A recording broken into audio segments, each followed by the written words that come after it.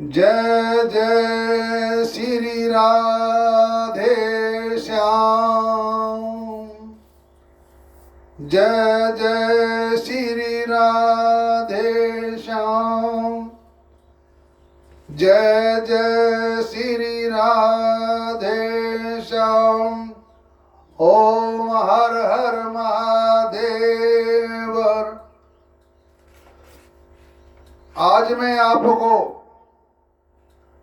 भगवान श्री कृष्ण को उखड़ से बांधने की संक्षिप्त कहानी सुना रहा हूं।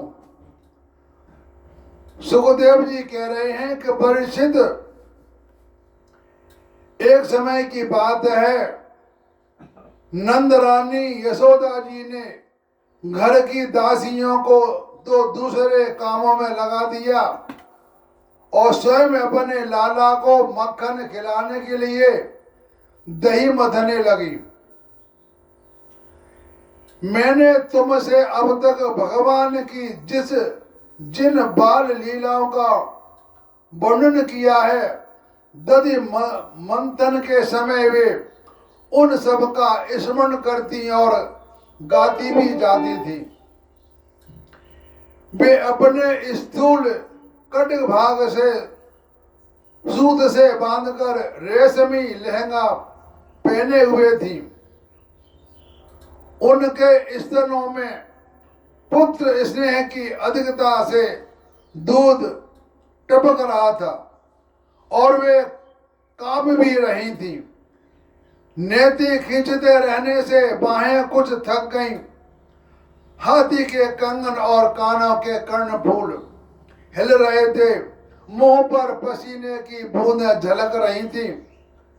चोटी में गुथे हुए मालती के सुंदर पुष्प गिरते जा रहे थे।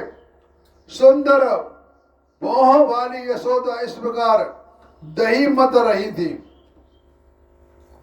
उस समय भगवान श्री कृष्ण स्तन पीने के लिए दही मथती हुई अपनी माता के पास आए और उन्होंने अपनी माता के हृदय में प्रेम और आनंद को और भी बढ़ाते हुए दही की मथनी पकड़ ली तथा उन्हें मथने के लिए रोक दिया।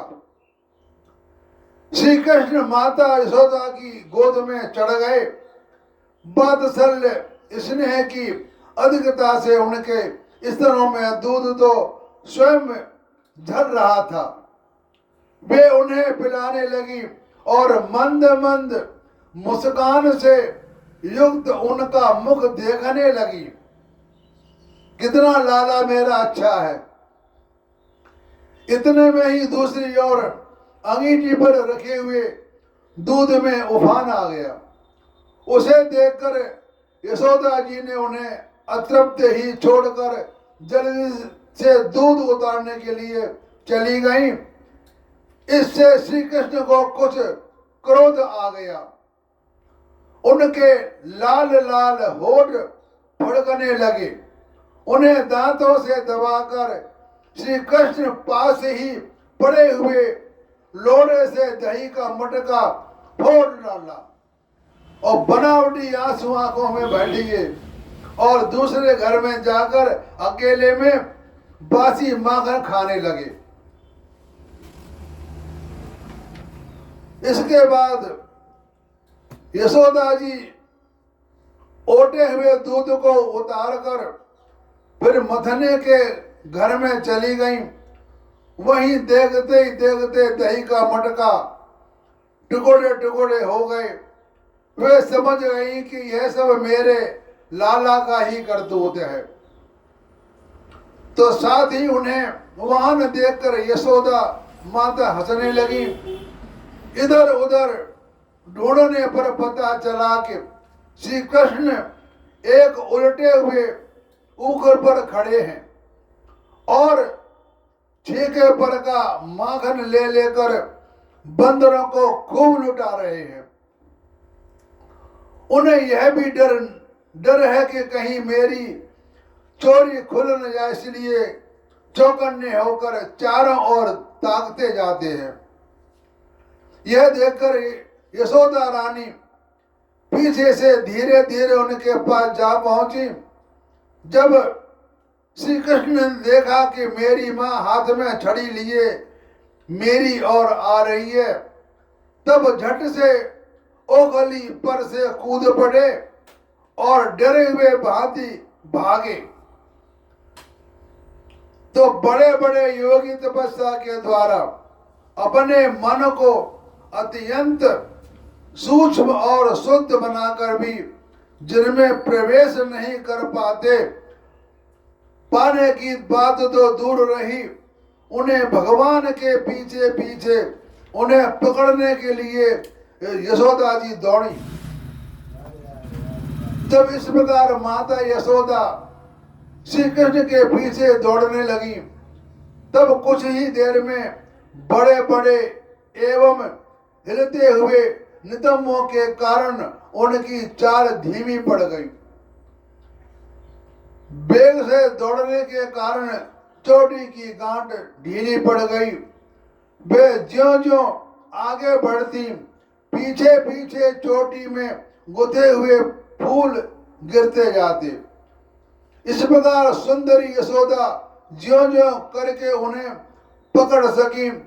श्री कृष्ण का हाथ पकड़कर वे उन्हें डराने धमकाने लगी। उस समय श्री कृष्ण की झांकी बड़ी विलक्षण हो रही थी। अपरा तो किया ही था, इसलिए रुलाई, रोकने पर भी न रुकती, हाथों से आंखें मल रहे थे, इसलिए मुंह पर काजल की स्याही फैल गई थी। मुंह का मतलब काला हो गया काजल से, और पिटने के भय से आंखें ऊपर की ओर उठ गईं। मतलब ये नाटक कर रहे हैं भगवान। उनके व्याकुलता सूचित होती थी। जब यशोदा जी ने देखा कि लल्ला बहुत डर गया है, तब उनके हृदय में वात्सल्य प्रेम उमड़ गया। उन्होंने छड़ी फेंक दी।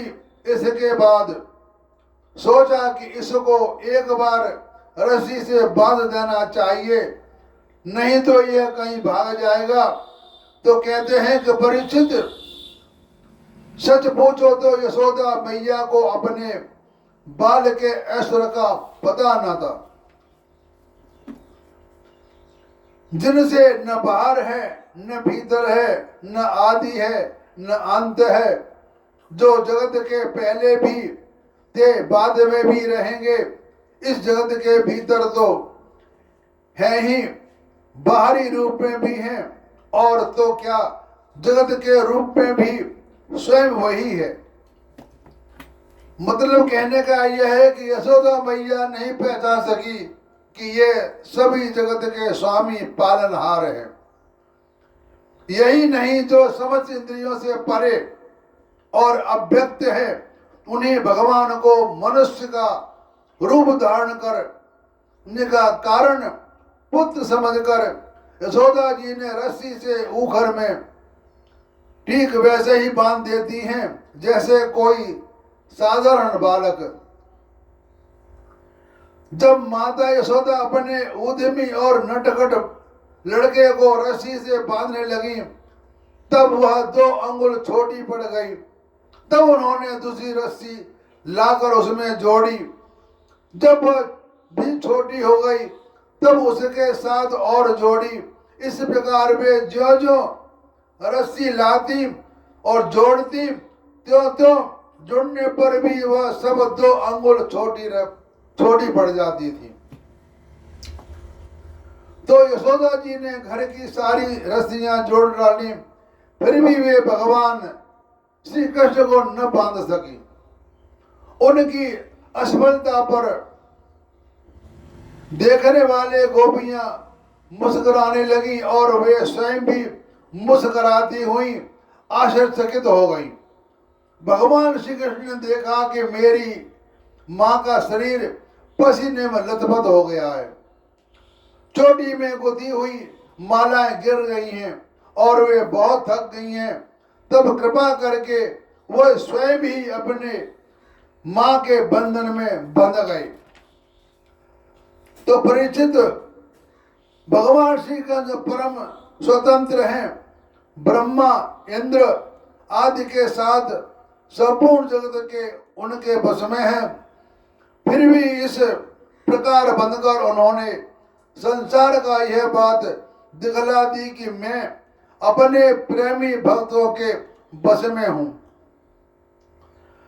ग्वालिनी यशोदा ने मुक्तिदाता मुकंदी से जो कुछ अनिर्वचनीय कृपा प्रसाद प्राप्त किया, वह प्रसाद ब्रह्मा पुत्र होने पर भी, शंका आत्मा होने पर भी, वह बच स्थल पर विराजमान लक्ष्मी अर्धांगिनी होने पर भी न पा सके। यह गोपिका नंदन भगवान अनन्य प्रेमी भक्तों के लिए जितने सुलभ हैं, उतने दयाभिमानी कर्मकांडी एवं तपस्वियों का तथा अपने स्वरूपभूत ज्ञानियों के लिए भी नहीं है। इसके बाद नंदरानी यशोदा जी ने तो घर में काम धंधे में उलझ गईं और वो घर में बंधे हुए भगवान श्याम सुंदर ने उन दोनों अर्जुन वृक्षों को मुक्ति देने की सोची, जो पहले यक्षराज कुबेर के पुत्र थे। इनके नाम थे नलकुबर और मणिग्रीव। इसके पास धन सौंदर्य और ऐश्वर्य की तो पूर्णता थी। इनका घमंड देखकर ही देवर्षि नारद जी ने इन्हें शाप दिया था, तब ये वृक्ष हो गए। यद्यपि भगवान स्वयं परमेश्वर हैं, तथापि प्रेम परवश होकर बंध जाना परम चमत्कारी होने के कारण भगवान का भूषण ही दूसरा नहीं है।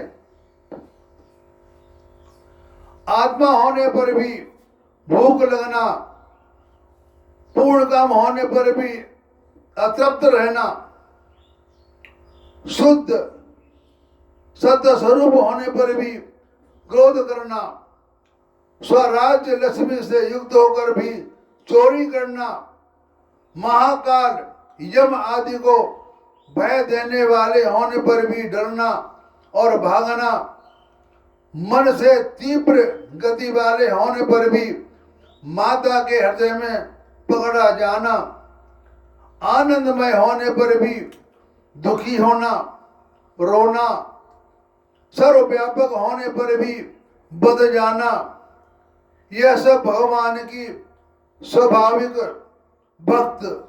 भक्तता है। जो लोग भगवान को नहीं जानते, उनके लिए तो इसका कुछ उपयोग नहीं, परंतु जो श्री कृष्ण को भगवान के रूप में पहचानते हैं, उनके लिए यह अत्यंत चमत्कारी वस्तु है। और यह देखकर जानकर उनका हृदय द्रवित पिघल जाता है, भक्ति प्रेम से सराबोर हो जाता है। विश्वेश्वर प्रभु अपने हाथ में उखड़ से बंधे हुए अपने आप बंध जाते हैं। स्वयं बंधकर भी बंधन में पड़े हुए यक्षों की मुक्तियों की चिंता करना सत्पुरुष के श्रद्धा योग्य है। जब यशोदा माता की दृष्टि श्री कृष्ण से हटकर दूसरे पर पड़ती है, तब वे भी किसी दूसरे को देखने लगते हैं। ऐसा उद्यम मचाते हैं कि सबकी दृष्टि उनकी ओर खिंच जाए। और देखिए, पूतना सकटापुर का उद्धार किया भगवान ने। ये अपने भक्त कुबेर के पुत्र हैं, इसलिए इनका नाम अर्जुन नाम है। ये देवर्षि नारद द्वारा दृष्टि पूत किए जा चुके हैं, इसलिए भगवान ने इनकी ओर देखा। फिर जिससे पहले भक्ति की प्राप्ति हो जाती है, उस पर कृपा करने के लिए स्वयं बंद कर भी भगवान आते हैं। यह मैंने आपको कथा सुनाई। यशोदा मैया ने भगवान कृष्ण को उखड़ से कैसे बांधा, ये आपने सुन लिया। भगवान की माया जब भी उन्हें बांधने गई तो रस्सी छोटी पड़ जाती थी। सारी घर की रस्सियां ला कर की, फिर भी छोटी पड़ गई। भगवान ने सोचा मेरी माँ बहुत परेशान हो रही है, अब इस माया को त्याग दो। तो अपने आप ही भगवान ऊपर से बंध गए थे। ये मैंने आपको कथा सुनाई। अब आई कथा मैं अगली वीडियो में सुनाऊंगा। अब मैं अपनी वाणी को विराम देता हूँ। हरिओम तत्सत।